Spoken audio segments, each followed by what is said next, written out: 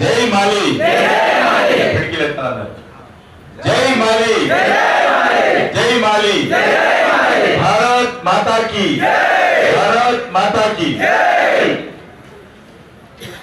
జై పూలే అంటే జై జై పూలే, జై పూలే, జై పూలే, జై పూలే. సభకు నమస్కారం. ఈ కార్యక్రమానికి వచ్చి మార్గదర్శనం చేసినటువంటి జాతీయ ఎంబీసీ సంఘం అధ్యక్షులు గౌరవనీయులు ఈసీ కాలప్ప గారు, ప్రధాన కార్యదర్శి పెద్దలు సూర్యారావు గారు, మరి మన యొక్క మాలీ సంఘాన్ని అంతా కూడా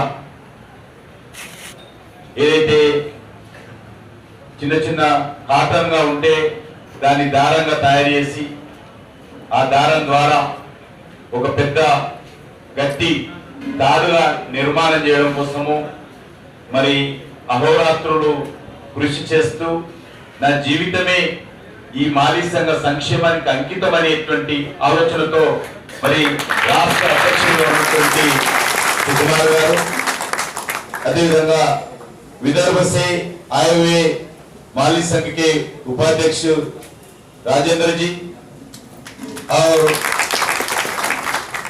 विजय वेदिक మీద ఉన్నటువంటి విజయ్ వార్కే గారు, ఉత్తమ్ వార్కే గారు, గంగారాం షెండే గారు, దీపక్ షెండే గారు, శ్రీనివాస్ గారు, ఎంబీసీ అధ్యక్షులు హైదరాబాద్ సిటీ, ఇంకా వేదిక మీద ఉన్నటువంటి ఇతర పెద్దలు, మరి ఎంతో కష్టపడి హైదరాబాద్ కు నుంచి అంటే తెలంగాణలో అతి దూరం ఉన్నటువంటి ఏరియా అంటే ఆదిలాబాద్. అంత పెద్ద దూరం నుంచి గ్రామీణ ప్రాంతాల నుంచి కూడా ఎంతో కష్టపడి నిన్న ఉదయం నుంచే మీరు అక్కడి నుంచి మరి ప్రారంభమై రాత్రి హైదరాబాద్ చేరుకొని ఉదయం హైదరాబాద్ చేరుకొని కొంతమంది ఈరోజు ఈ సదస్సు ద్వారా మన యొక్క గొంతు ఇదే లైన్లో ఉంటాడు ముఖ్యమంత్రి గారు. ఆ ముఖ్యమంత్రికి వినిపించాలని,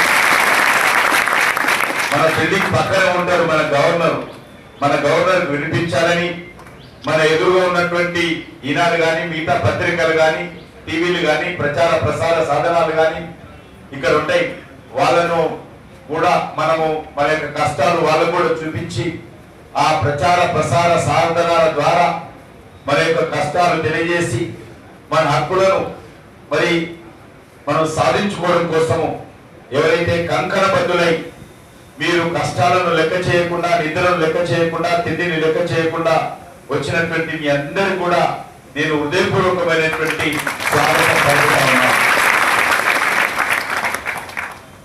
నాకు ఒక రోజు నేను అసెంబ్లీ సమావేశం జరుగుతున్నప్పుడు మరి ఏదైతే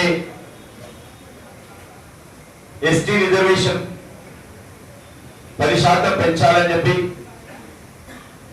ప్రభుత్వం ఆలోచన చేసి చర్చ జరుగుతున్నప్పుడు బీజేపీ అధ్యక్షులు, మా హైదరాబాద్ లో ఉన్నటువంటి బీజేపీ అధ్యక్షులు శంకర్ గారు ఫోన్ చేశారు. నా మిత్రుడు ఉన్నారు సుకుమార్ గారు, వారు చాలా రోజుల నుంచి దీని మీద పోరాటం చేస్తున్నారు. ఇది న్యాయమైనటువంటి అంశము. మరి ఎస్టీలలో ఈ మాలీలను చేర్చాల్సినటువంటి అవసరం ఉంది. మా జిల్లాలో వాళ్ళు ఎక్కువగా ఉన్నారు. చాలా సంవత్సరాల నుంచి గత 2001, 2002 నుంచి వాళ్ళు నిరంతరం ఉద్యమం కొనసాగిస్తున్నారు. కాబట్టి మన వాళ్ళందరూ వాళ్ళకి మన మద్దతు ఇవ్వాలా, వాళ్ళందరినీ కూడా న్యాయం జరగాల. కాబట్టి నువ్వు శాసనసభలో మాట్లాడాలని చెప్పారు. మరి ఆ రోజు శాసనసభకు వెళ్ళిన తర్వాత నేను ఈ అంశాన్ని శాసనసభలో మీ యొక్క అనేక సంవత్సరాలుగా పెండింగ్ లో ఉన్నటువంటి ఏదైతే ఆంధ్ర రాష్ట్రం సమైక్యాంధ్రలో ఉన్నప్పుడు ఏదైతే ఆంధ్రప్రదేశ్ ఏర్పడిందో ఆ రాష్ట్రంలో ఇప్పటికే మాలీలందరూ కూడా గిరిజనుల్లో గుర్తింపబడతా ఉన్నారు, ఎస్టీలుగా ఉన్నారు. మరి మన తెలంగాణ రాష్ట్రంలో మరింత వెనుకబడి ఉన్నాం. మనం ఆంధ్ర రాష్ట్రంలోని మాలీలతో పోల్చి చూసినట్లయితే తెలంగాణలో మీరు మరింతగా వెనుకబడి ఉన్నారు.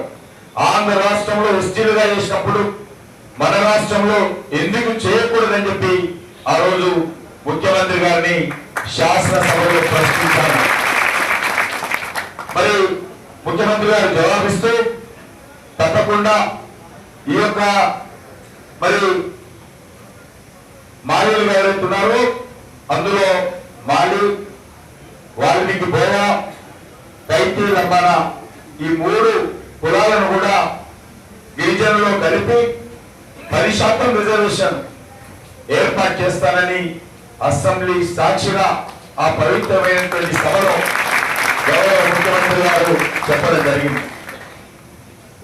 నేను ఈ సందర్భంగా మనవి చేస్తాను, ముఖ్యమంత్రి గారు శాసనసభలో ఇచ్చినటువంటి మాట మీద నిలబడాల్సినటువంటి అవసరం ఉంది. మీకు న్యాయం చేయాల్సినటువంటి అవసరం ఉంది. ఇది ఒక సామాజికమైనటువంటి సమస్య. ఇది పేదవాడు మరియు ఆకలి సంబంధించినటువంటి సమస్య. ఈరోజు రిపోర్టు చూశాను. మరి మీ సుకుమార్ గారు చాలా కష్టపడి ఈ నివేదిక తయారు చేశారు. ఇందులో వ్యక్తిగతంగా మీ వివరాలన్నీ కూడా ఉన్నాయి. అందులో నేను చూశాను, వృత్తి ఏం చేస్తున్నారని చూశాను. అంత ప్రభుత్వ ఉద్యోగులు ఒక 5 మంది 8 మంది అని కనిపించారు. కొన్నాడు ఎవరైనా కానీ అందరూ కూలీలు, వ్యవసాయం చేస్తున్నటువంటి వాళ్ళు, ఆడవాళ్ళు అయితే గృహిణులు ఉన్నారు. 90% వాళ్ళే ఉన్నారు. 5 6 ఇందులో గవర్నమెంట్ ఉద్యోగం చేస్తున్న వాళ్ళు ఉన్నారు. ఈ రిపోర్ట్ మొత్తం మరి ఏ పాపం చేసుకున్నాం మనం?